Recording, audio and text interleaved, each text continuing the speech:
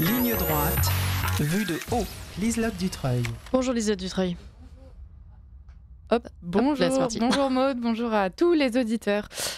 Alors on va continuer de parler de Philippines puisqu'une fois de plus, une fille de France est morte sous les assauts d'un migrant visé par une OQTF parce que l'extrême gauche française semble avoir érigé l'ignominie et l'abjection en règle de conduite. Nous avons assisté la semaine dernière, le cœur au bord des lèvres, aux actions et aux commentaires les plus immondes de la part d'élus LFI ou de militants antifascistes. À Vienne, une trentaine de ces militants, parmi lesquels des professeurs ou encore un assistant parlementaire, ont souillé par leur slogan inepte la minute de silence en hommage à la jeune Philippine. Samedi matin, le député LFI Antoine Léaumont osait affirmer, toute honte bue, qu'exécuter le million de QTF prononcé en 10 ans ne réglera pas le problème des violences en France. Et parce que la bêtise insiste toujours, il appelait à davantage de prévention. La liste de ces réactions puantes est malheureusement longue. Comment l'expliquer ? Pourquoi ces responsables et ces militants politiques se cachent-ils de la vérité envers et contre tout ? Et est-ce de la dissonance cognitive, un aveuglement volontaire ou un froid calcul électoral ? Avec nous pour en parler, Édouard Bina, bonjour. Bonjour. Édouard Bina, vous êtes donc le président de la cocarde étudiante. Alors, on va commencer simplement. On entend partout justement que ces propos et ces réactions sont indignes. Ma première question est la suivante. N'est-ce pas justement tout à fait à la mesure de cette gauche qui nous démontre en permanence que finalement, elle ne vaut peut-être pas mieux que les réactions qu'elle a eues justement suite au meurtre de Philippine ?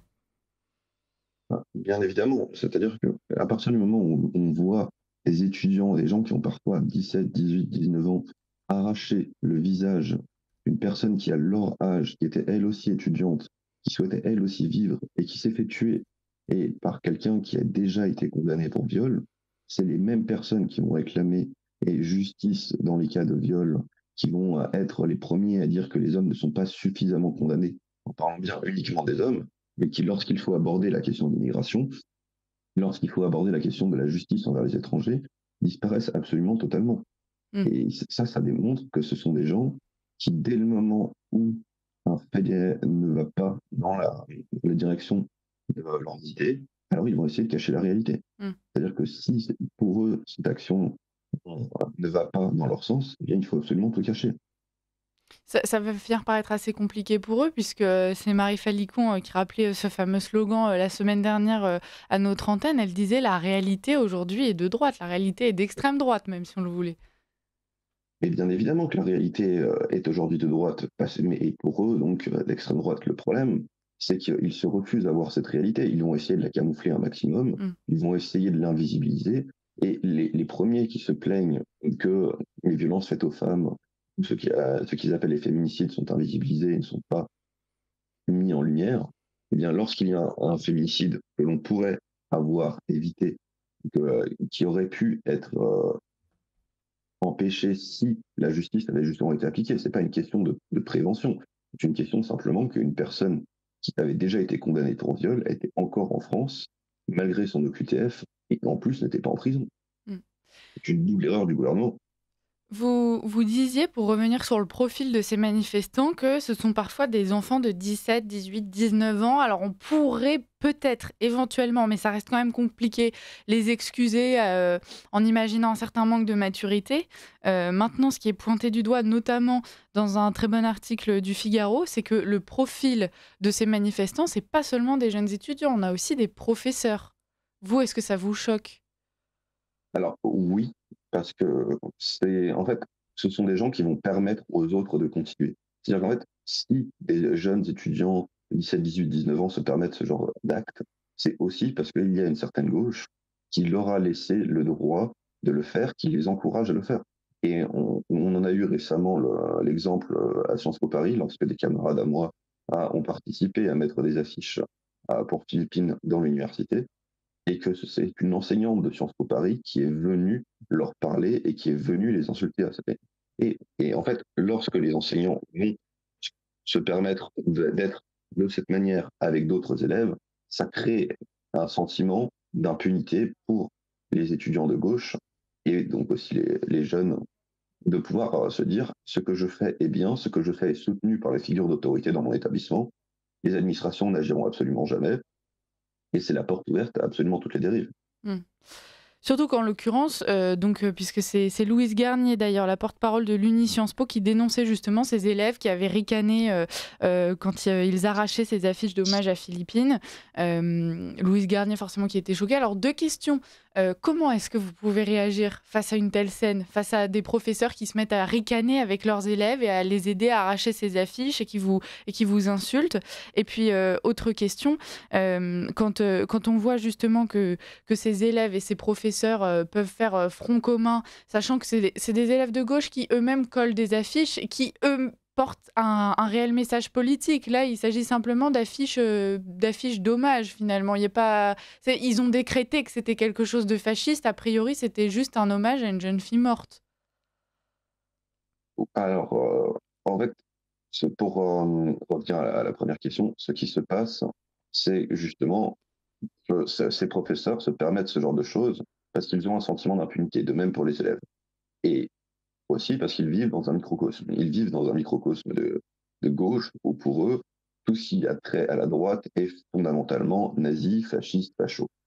Et je le vois moi-même pour être étudiant à Sciences Po Lyon, que je vis dans un environnement où les étudiants de mon école ont voté à presque 80% Mélenchon au premier tour, où les enseignants sont quasi tous de gauche ou d'extrême gauche.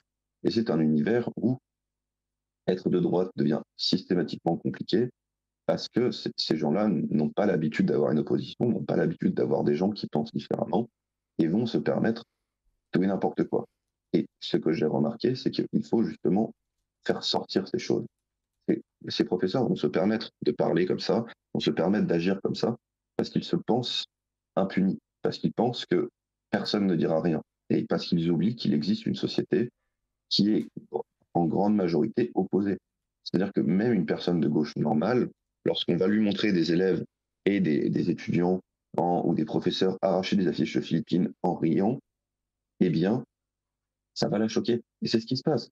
C'est pour cette raison que lorsque j'ai mis les affiches de Philippines dans mon école, j'ai décidé de faire ce tweet parce que je savais très bien qu'ils allaient les arracher et je savais qu'il fallait que la France sache à quel point les étudiants ont été endoctrinés pour détester leur propre peuple, au point d'en arriver à arracher un message que nous avions volontairement voulu le moins provocateur possible, c'est-à-dire qu'il y avait marqué justice pour Philippines, je doute qu'il soit opposé à la justice, et il y avait marqué par qui elle avait été tuée d'après les derniers éléments de police. C'est-à-dire que tout était factuel. Mm.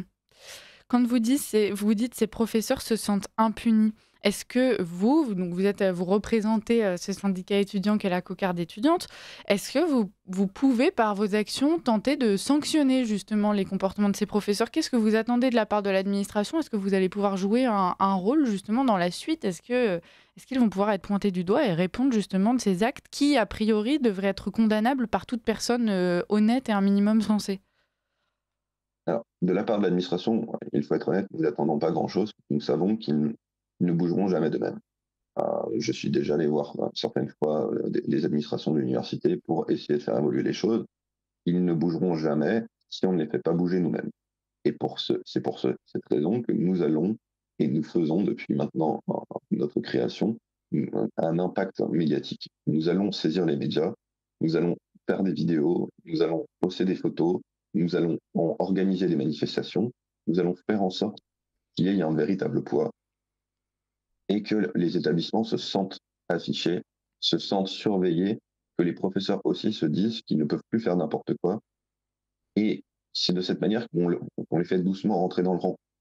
C'est en sachant que chaque chose qu'ils feront sera montrée, affichée, ce qui n'est pas un mal. C'est-à-dire, on m'a déjà reproché dans la presse en me disant oui, le but c'est de conduire à l'harcèlement de ces professeurs. Non, ces professeurs sont payés avec de l'argent public et ils enseignent à des étudiants qui sont les enfants de certaines personnes.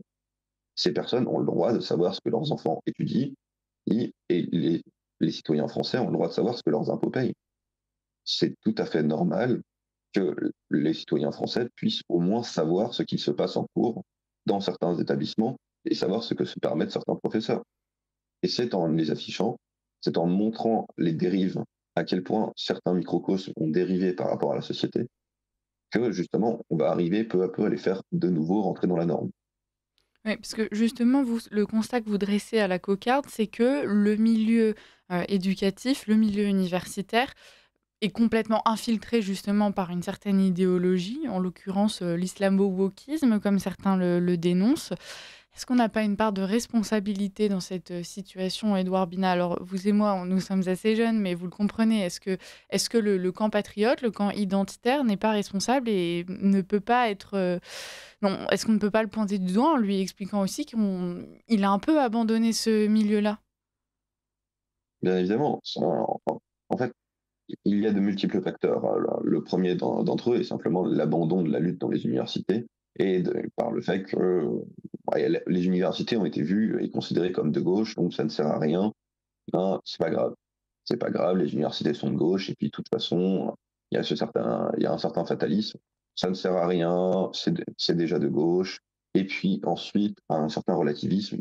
Je pense que la majorité des auditeurs ont déjà entendu cette citation qui dit que quand on n'est pas de gauche à 19 ans, on n'a pas de cœur, et quand n'est pas de droite à 30 ans, on n'a pas de cerveau. Il y a cette réflexion que à partir du moment où on va toucher le premier salaire, eh bien, les gens vont commencer à devenir de droite. Sauf qu'en réalité, pas du tout. Ce qui va se passer, c'est que les gens, quand ils vont commencer à toucher leur premier salaire, ils vont devenir un peu plus libéraux, mais ils vont garder les enseignements qu'ils ont obtenus pendant leurs universités. Et, et c'est comme ça qu'on s'est retrouvé avec un enseignement supérieur qui est entièrement gangréné. Mm. C'est parce que les anciens étudiants maoïstes, trotskistes, qui ont fait mai 68, se sont ensuite retrouvés dans l'enseignement. Lors de mon lycée, j'ai eu des professeurs qui avaient fait mai 68 et qui étaient des zadistes, qui se proclamaient eux-mêmes zadistes et qui allaient à Notre-Dame-des-Landes. Parce il y a une continuité de l'engagement. Et le problème, c'est qu'à droite, il y a cette volonté de se dire, bon, je, moi, je m'engagerai après les études. C'est ce que j'ai le plus entendu auprès de mes camarades de Sciences Po. Beaucoup me disent, oui, mais tu comprends, parce que les universités sont aussi à gauche, c'est compliqué pour moi de m'engager, je m'engagerai après les études. On ne s'engage pas après les études parce qu'on a un travail, parce que si on a peur au moment des études, on aura encore plus peur au moment où on aura un salaire qu'il faudra défendre. Ou alors certains vont dire, oui, mais moi je veux rentrer dans l'armée, mais moi je veux faire journalisme. Et on finit avec la majorité des étudiants de droite que je connais ne sont pas engagés. L'étudiant de droite a fondamentalement peur de s'engager. Ce qui est tout un problème parce que il y a quasiment aucun étudiant de gauche qui dit ah j'ai peur de m'engager à gauche. Oui, donc il y a quand même un certain poids qui pèse sur ces militants. Vous l'avez vécu vous-même. Vous me disiez que justement, quand vous colliez ces affiches, vous aussi, vous aviez eu ce sentiment de pression pour vous empêcher d'exprimer ce que vous pensiez, simplement d'être ce que vous êtes. Oui, dans mon université, je suis assez connu comme membre de la droite. Et donc, quand je rentre dans l'établissement, je me fais systématiquement dévisager par les militants de gauche. Ils sont déjà plusieurs fois venus me parler pour me dire qu'il fallait que j'arrête d'afficher ma propagande parce que Sciences Po n'est pas à moi. Venant de gens qui mettent leurs affiches en permanence à Sciences Po. Et bon, il y aura systématiquement des affiches d'extrême gauche. Et dès qu'on essaie de mettre la moindre chose de droite, là, instantanément, on touche à leur précaré. Et non, Sciences Po, c'est pas à nous. Nous n'avons pas le droit de faire ci, nous n'avons pas le droit de faire ça. Et en plus, quand j'ai mis ces affiches pour Philippines, j'ai décidé d'en faire un tweet parce que je savais qu'elles allaient être arrachées et que pour moi, les laisser ne serait-ce que 5 minutes et puis ensuite elles disparaissent, ça aurait été un abandon et je voulais que le monde sache à quel point les étudiants de Sciences Po sont gauchisés et sont maintenant partie intégrante de l'anti-France, détestent leur propre peuple. Eh bien, j'ai fait ce tweet qui a assez bien marché et plusieurs personnes de Sciences Po sont venues m'en parler. Certains pour me féliciter, ce qui a été une très agréable surprise. J'ai eu des gens qui ne n'étaient même pas parfois de droite, qui sont venus me voir pour me dire félicitations, ça fait plaisir de voir passer notre école pour une bonne chose pour une fois. Et d'autres qui au contraire sont venus me voir, ou des personnes de ma classe qui parlaient derrière mon dos pour dire ah c'est une honte, regarde ce qu'il a fait. Et je sais aussi que maintenant, quand je vais en cours à Sciences Po, des gens font systématiquement le tour de l'établissement pour vérifier si je n'ai pas mis des posters. Ouais. On comprend quand même derrière vos mots qu'il y a quand même un petit basculement qui est en train d'opérer. Vous parlez de ces élèves qui viennent vous féliciter, alors même si c'est simplement entre deux couloirs et de préférence à l'ombre, mais il y a quand même ce petit soutien qui commence à émerger. La cocarde étudiante, vous avez une très bonne progression également. Aujourd'hui, vous êtes présent dans de plus en plus dans de plus en plus d'universités. Est-ce que vous pensez que les choses sont quand même en bonne voie? Vous le disiez même en début d'interview, ces professeurs, ces étudiants réagissent comme ça parce qu'ils ne sont pas habitués à rencontrer une opposition. Ça veut dire que désormais, opposition il y a, on pourrait s'en réjouir. Mais bien sûr, il ne faut pas lâcher, il ne faut pas partir du principe que la victoire est acquise, parce que il y a ce phénomène où la gauche, du moment qu'elle se sent un peu menacée dans un de ces domaines, va commencer à crier à la défaite et va commencer à dire que la droite est omniprésente. Alors non, les dernières élections étudiantes l'ont bien montré, la droite est encore relativement restreinte dans le milieu universitaire, elle est très petite, mais elle est en progression. Et c'est quelque chose que je salue, parce qu'au fur et à mesure que dans les universités de droite, enfin dans les universités, il y aura des étudiants de droite qui vont assumer leurs idées et qui vont porter le drapeau et qui vont porter les idées, eh bien au fur et à mesure, on va s'apercevoir que le système politique universitaire va changer. Et je l'ai vu à mon échelle. Quand je suis arrivé à Sciences Po Lyon, personne n'osait s'assumer et de droite. Et quand j'ai commencé à le faire, j'ai vu que d'autres étudiants me suivaient, que d'autres étudiants ont commencé eux aussi à avoir un peu plus de courage pour intervenir en cours, pour recadrer certains professeurs sur des dérapages. Et c'est ceci qui fait que soudainement, la gauche se dit, ah, il y a des gens de droite, il y a des gens de droite, il y a une opposition, et à partir du moment où on n'est plus seul, à partir du moment où on a des camarades avec nous, à partir du moment où lorsqu'on intervient en amphithéâtre ou en cours, il y a quelqu'un qui vient nous appuyer, eh bien là, on se dit que ça vaut le coup et on continue. Et c'est cette pression-là qui est une pression saine qu'il faut mettre. Parce que certains vont dire oui, c'était ce qui s'était passé au moment de parents vigilants. Quand il y a une pression, il y a une tentative d'infiltration du milieu universitaire et scolaire par l'extrême droite. Non, non, non, ce qu'il y a, c'est simplement un retour de la norme dans un milieu qui est empli de dérives et des gens qui décident de dire non, ça va trop loin. C'est-à-dire que quand on a des ateliers clitoris en pâte de sel organisés sur fonds public devant son université, on a peut-être le droit de dire que c'est une utilisation abusive des fonds publics. Quand on a des shows de drag queens qui sont financés par l'argent, c'est de même. Quand on a des professeurs qui vont faire l'apologie de groupes terroristes, pareil. Quand on se moque de la mémoire d'une étudiante qui est morte à 19 ans, pareil. Et c'est systématiquement, à chaque fois que la gauche dérape, il faut qu'on soit là, il faut qu'il y ait une opposition, il faut que cette opposition soit médiatisée, parce que c'est cette pression-là qui va les faire rentrer dans les rangs. Mmh. J'en reviens un peu à ces militants d'extrême gauche, alors qu'ils soient étudiants ou professeurs, ou on a vu aussi des médecins, etc. C'est toute cette masse justement militante se proclame très souvent humaniste. Elle se berce dans l'illusion qu'ils portent de beaux idéaux. Aujourd'hui, on voit par leurs actions qui choquent la majorité des Français plutôt sains d'esprit, que finalement, quand on gratte un peu derrière, c'est pas tout à fait ça. C'est le genre de choses qui malheureusement pourrait vous servir, Édouard Bina. Oui, c'est quelque chose que j'ai remarqué aussi. Beaucoup des militants d'extrême gauche sont en fait des personnes qui sont absolument pas saines, qui ont beaucoup de problèmes et qui vont projeter ces problèmes sur la société et sur leur volonté en fait, de s'en passer, de détruire cette société.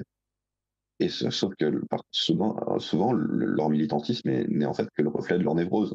On va avoir des personnes complètement névrosées qui ne sont absolument pas saines, qui vont prendre le contrôle de l'organisation militante. Et certains de mes camarades qui, eux, sont engagés à gauche, avec qui je m'entends bien, ont déjà dit que l'ambiance dans leur groupe militant est abominable parce qu'il y a des gens névrosés aux commandes qui, en fait, imposent leur délire et qui vont de plus en plus loin et qui sont dans cette ambiance voilà, Mm. très communiste où tout le monde doit se purger. Il faut constamment purger, il faut faire des autocritiques. Un camarade qui est militant d'extrême gauche, mais avec qui je m'entendais bien humainement, a dû faire son autocritique en public parce qu'il osait me parler dans l'établissement.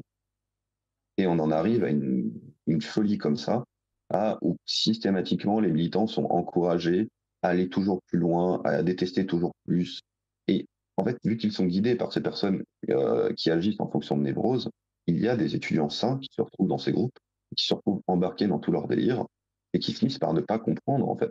C'est-à-dire que on a des gens qui vont mettre des stickers, plante un facho, qui vont te dire qu'il faut agresser les militants de la République en marche parce que ce sont des gens d'extrême droite. Et en fait, ils trouvent ça complètement normal. Et ce sont des gens sains, c'est juste qu'ils se sont fait entraîner par des gens complètement névrosés. Ouais. Le soir des élections présidentielles, il y a eu un message qui a été envoyé sur mon groupe de promo pour dire que tous les gens qui avaient voté Marine Le Pen et Emmanuel Macron étaient des sales fachos et qu'on allait les retrouver pour les agresser. Emmanuel Macron.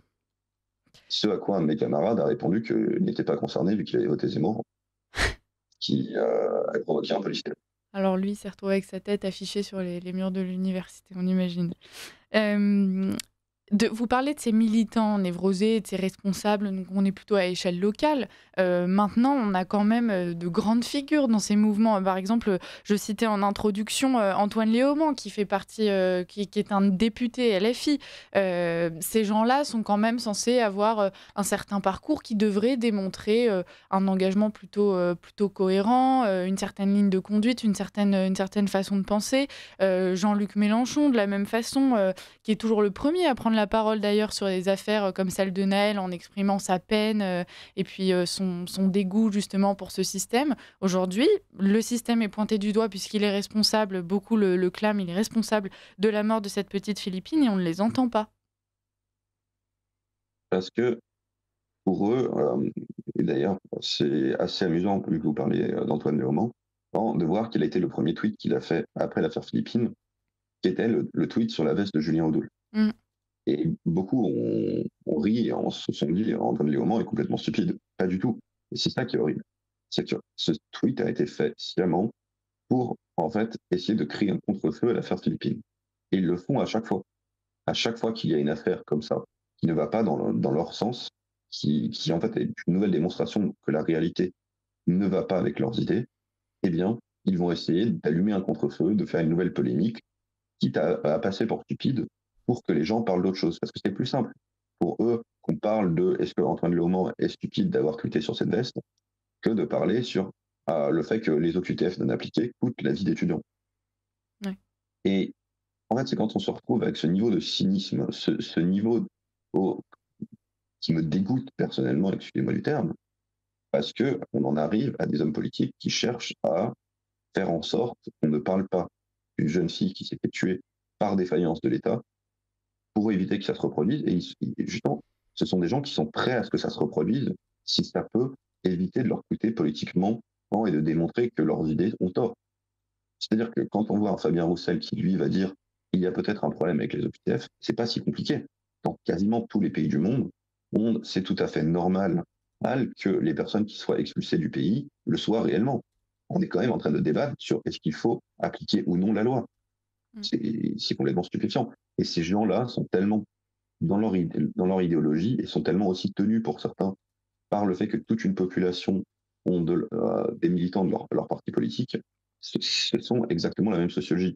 C'est-à-dire que le même étudiant de Sciences Po qui va arracher les affiches de Philippines est aussi le cadre de la France Insoumise.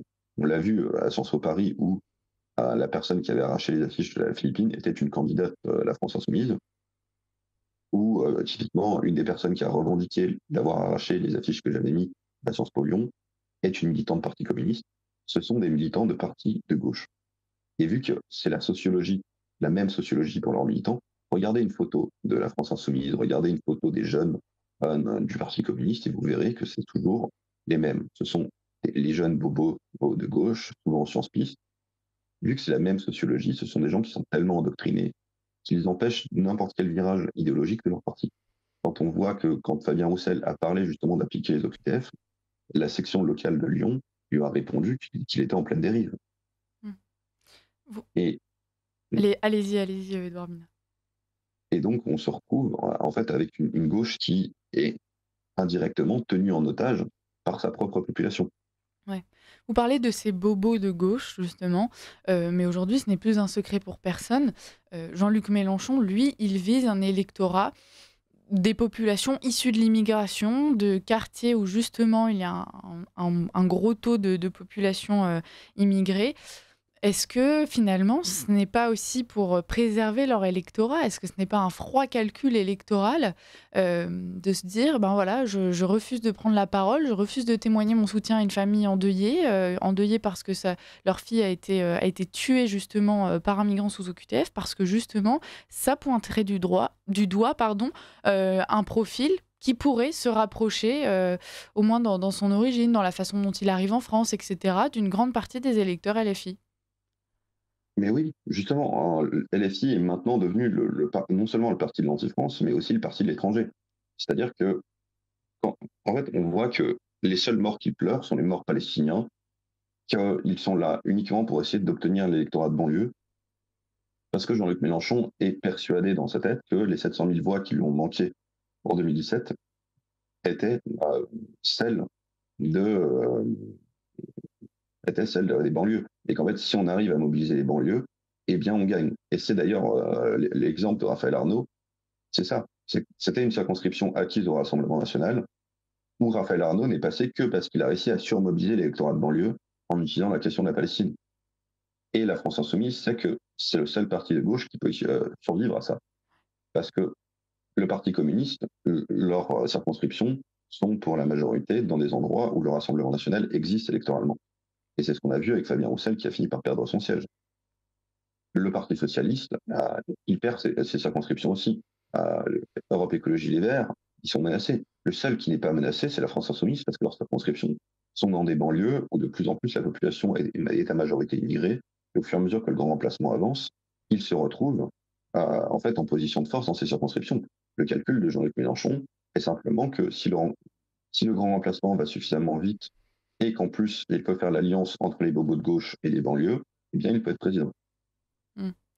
On a, je continue dans la, la présentation justement de toutes ces explications et de toutes ces réactions de la gauche suite au meurtre de Philippine. On a Lucie Castet qui se disait favorable à la régularisation de tous les immigrés clandestins et puis qui fait marche arrière et qui annonce aujourd'hui qu'elle s'est laissée enfermer dans l'interview, que c'est plus complexe.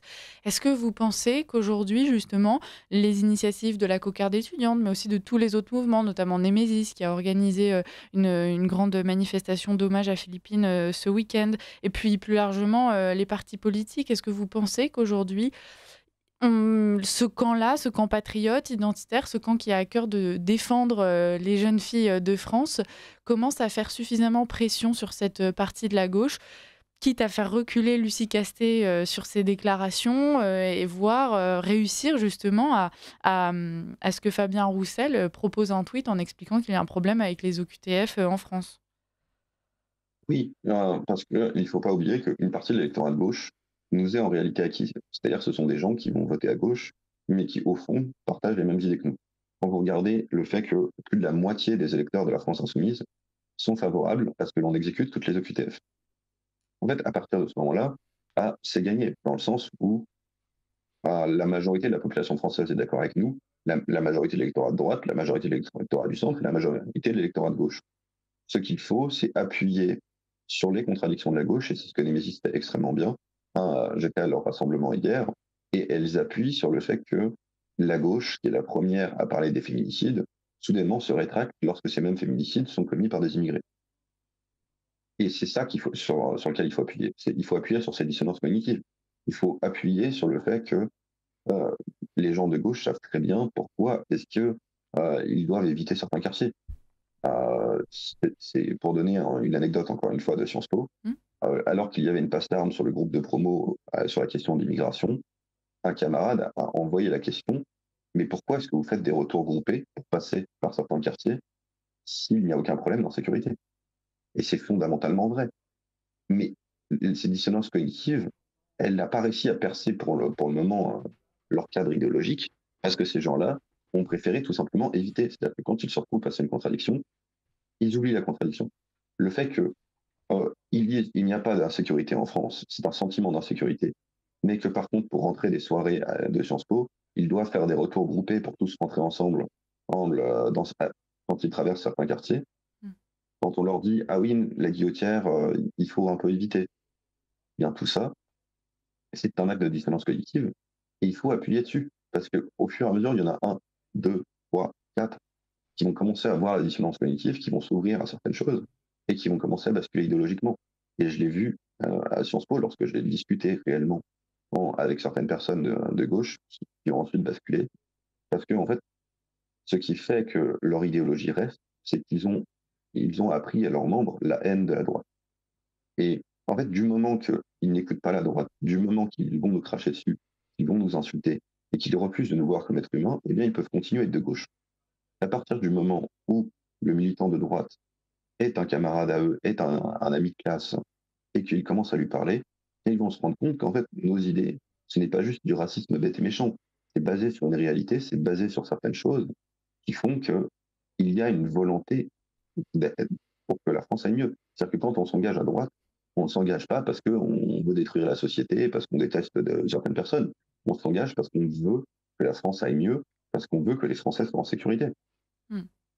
Merci beaucoup, Édouard Bina. On arrive au terme de cette interview. S'il fallait conclure, c'est peut-être par un appel justement à tous ces étudiants, ces jeunes, ces moins jeunes qui souhaitent justement témoigner leur deuil et leur hommage à cette jeune Philippine et puis à toutes les victimes plus généralement de l'immigration, de ne pas baisser la tête, d'oser dire ce qu'elles pensent, d'oser justement affronter ces groupes gauchistes dans les facs, dans les rues, etc.